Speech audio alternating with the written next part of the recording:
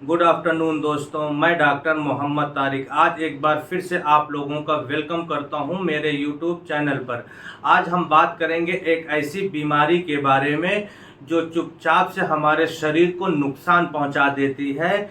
High blood pressure यानी कि hypertension. जी हाँ दोस्तों, इसे साइलेंट किलर भी कहा जाता है क्योंकि ये कई बार बिना किसी सिम्टम्स यानी कि बिना किसी लक्षण के दिखाए ही दिल, दिमाग और किडनी को खराब कर देती है। तो आज हम इसी पे पूरा डिटेल से बात करेंगे। उससे पहले मैं आप लोगों से एक छोटी सी रिक्वेस्ट करता हूं कि आप लोग प्लीज़ मेरे चैनल को सब्सक्राइब करें, लाइक, शेयर एंड कमेंट्स जरूर करिएगा दोस्तों।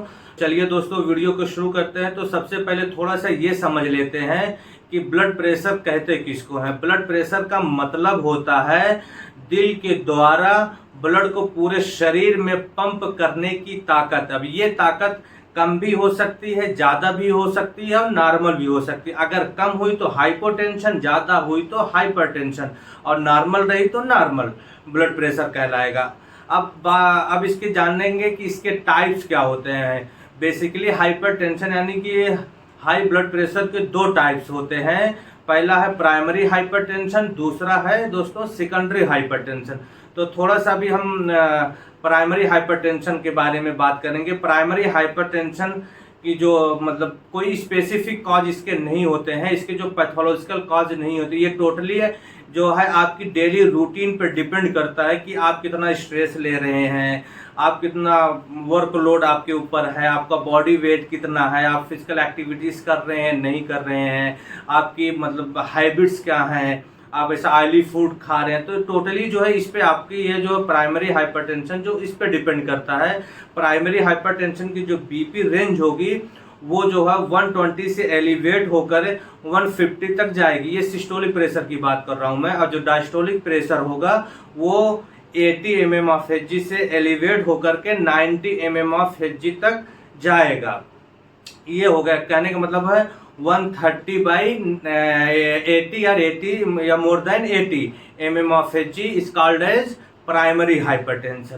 तो हम बात करेंगे सेकेंडरी हाइपरटेंशन की, जो सभी को यही होता है। मोस्टली जो दवा खाते हैं वो सेकेंडरी हाइपरटेंशन में ही रहते हैं। तो सबसे पहले ये समझते हैं कि बीपी कितनी होनी चाहिए कि हम सेकेंडरी हाइपरटेंशन में कंसीडर करें।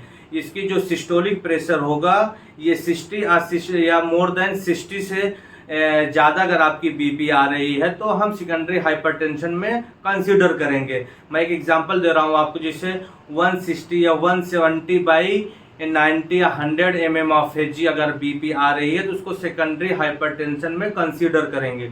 और हाँ, मैं आप लोगों को नॉर्मल बीपी की रेंज बता दूं, 120/80 mm ऑफ Hg अगर रहेगी तो ये नॉर्मल बीपी में कंसीडर किया जाएगा। सिस्टोलिक प्रेशर जो रहेगा 120 रहेगा, जो डायस्टोलिक प्रेशर रहेगा वो 80 mm ऑफ Hg रहेगा। तो अब हम इस सेकेंडरी हाइपरटेंशन को पूरी डिटेल में बात करेंगे। बात करेंगे हाइपरटेंशन के लक्षण यानी कि सिम्टम के बारे में।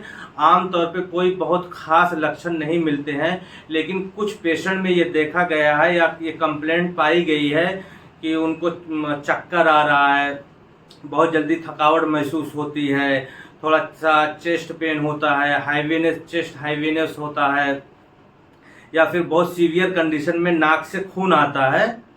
और हाँ, एक और ऐसे कुछ लोगों में ये भी पाया गया है कि सांस फूलना। तो ये सब लक्षण में या सिम्टम में आ सकते हैं।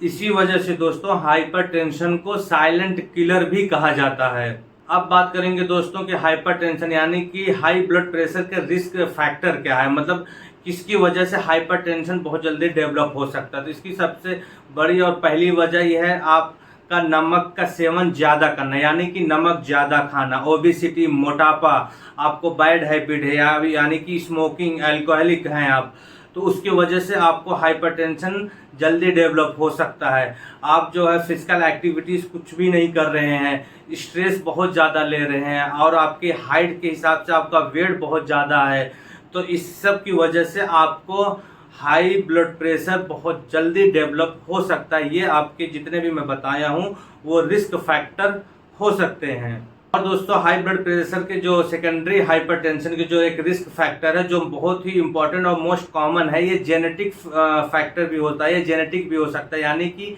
ये खानदान में अगर आपके मम्मी पापा को या दादा दादी को रहा है तो चांस है कि आपको भी ये हाइपरटेंशन डेवलप हो जाएगा, जिसको हम जेनेटिक फैक्टर भी बोलते हैं।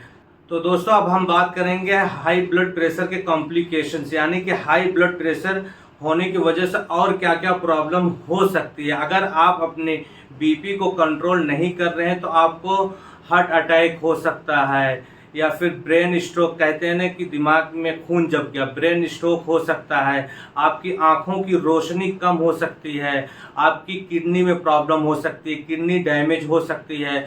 तो ये इसके जो है कॉम्प्लिकेशंस हैं जो हाइपरटेंशन, अगर आपकी बीपी रेगुलर नॉर्मल रेंज से बहुत ज़्यादा रह रही तो ये जो है 3-4 जो है इसके कॉम्प्लिकेशंस हैं जो आपको हो सकते हैं।